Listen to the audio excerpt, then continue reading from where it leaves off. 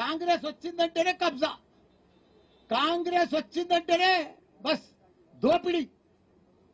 ఎక్కడ చూడు నువ్వు తెలంగాణ రాష్ట్రం అంతా కూడా వాళ్ళకు రైతులకు న్యాయం చేస్తామని గవర్నమెంట్ వచ్చింది. అంతటా న్యాయమే, ప్రతి జాగలో ఎగ్గొట్టేదే రైతులను. వాళ్ళు కాంగ్రెస్ అంటేనే కాంగ్రెస్ ఎగ్గొట్టేది. మీరు ఎక్కడైనా చూడండి. ఇప్పుడు మన రంగారెడ్డి జిల్లా మేడ్చల్ జిల్లాల 1 కోటి ఎకరాల చిల్లర 22A తీసుకొచ్చింది. ఆ 22A అంటే అర్థమే కాదు. మరి 22A సీఎంకు తెలియదా, కలెక్టర్లకు తెలియదా, రెవెన్యూ మంత్రికి తెలియదా? ఇది ఎందుకు వచ్చింది 22A? ఎన్నడూ లేని 70 సంవత్సరాల సంది పట్టాలున్నాయి, వ్యవసాయం చేసుకుంటారు, పాస్బుక్లు ఉన్నాయి, ధరణి ఉన్నాయి, ఆంధ్రప్రదేశ్ పాస్బుక్లు ఉన్నాయి, కొత్త పాస్బుక్లు వచ్చినాయి, భూభారతి వచ్చినాయి. కానీ 22A అడికెళ్ళి వచ్చింది, ఎందుకు వచ్చింది, ఎవరు తెచ్చిర్రు? వీళ్ళంతా నిద్రపోతుర్రా? ఏం చేస్తున్నట్టు గవర్నమెంట్?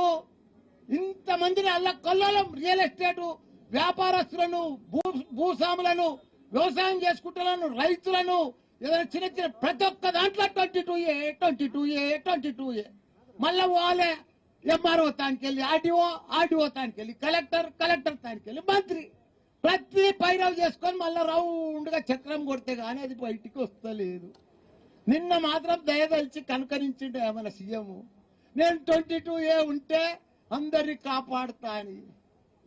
చాలా మంచి మాట చెప్పినావు. మరి 22 ఎట్లా వచ్చిందో నువ్వు ఎంక్వైరీ చేయవా? నీ బాధ్యత కాదా? నువ్వు సీఎం కాదా మన రాష్ట్రానికి? అదంటే నిన్న బాధ్యత గల సీఎం లెక్క ఒక మాట ఇచ్చినావు, నేను ఇది కాపాడుతా అని. మరి ఇదేంటి బొమ్మరాజపేట ల్యాండ్ 1000 ఎకరాలది, ఇది నీకు బాధ్యత కాదా? స్థానిక కాంగ్రెస్ నాయకులకు బాధ్యత లేదా? ఎవరు చేస్తున్నారు ఇదంతా? ఏ చేతవాడి చేస్తుర్రా? చేతవాడితో అవుతుందా? ఈ నంబర్లన్నీ ఎవరు మారిపోతున్నాయి? ఎట్లా చేతవాడితో మారిపోతున్నాయా? ఎవరిని తెలుస్తలేదా? ఎట్లకెళ్ళి మారుతున్నాయి ఈ నంబర్లన్నీ? ఎవరి పేరు మీద చెప్తున్నాయి? ఐటీసీ కంపెనీది 50 ఎకరాలు మాయమైపోయింది. మరి చేతవాడి మాయం చేసిర్రా?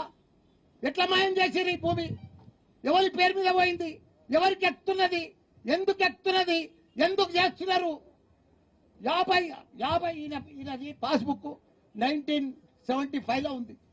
50 ఏళ్ళు అయిపోయింది పాస్బుక్ వచ్చి, ప్రొసీడింగ్ వచ్చి. అప్పటి సంది వ్యవసాయం చేసుకుంటుండు. అప్పుడు కాంగ్రెస్ ప్రభుత్వం ఉంది కదా, ఆ టైంలోనే పాస్బుక్ అయింది కదా. మరి ఇప్పుడు ఎందుకు మారుతుంది? ఎవడో వచ్చిండని, సాదా బైనామని, కోర్టు కేసు వేసిండని, ఏదో జర్రాంతుందని, అమెరికాలో ఉన్నోడు ఇక్కడికి వచ్చిండని, 50 ఏళ్ల కింద పోయినోడు, 60 ఏళ్ల కింద పోయినోడు ఇప్పుడు వచ్చిండని వారికి మీరు హెల్ప్ చేస్తారు.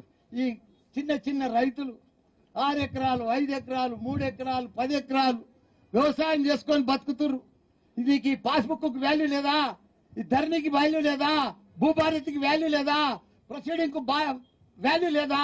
ఇవన్నీ ఇప్పుడు గోదావరిలో కలిపేసి చక్కగా ఎవరికి వస్తే వాని పేరు మీద ట్రాన్స్ఫర్ చేస్తే ఎట్లయితుంది, ఏమవుతుంది?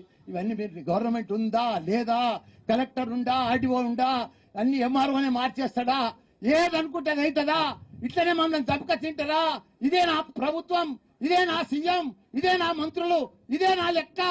ఎవరు లేరా?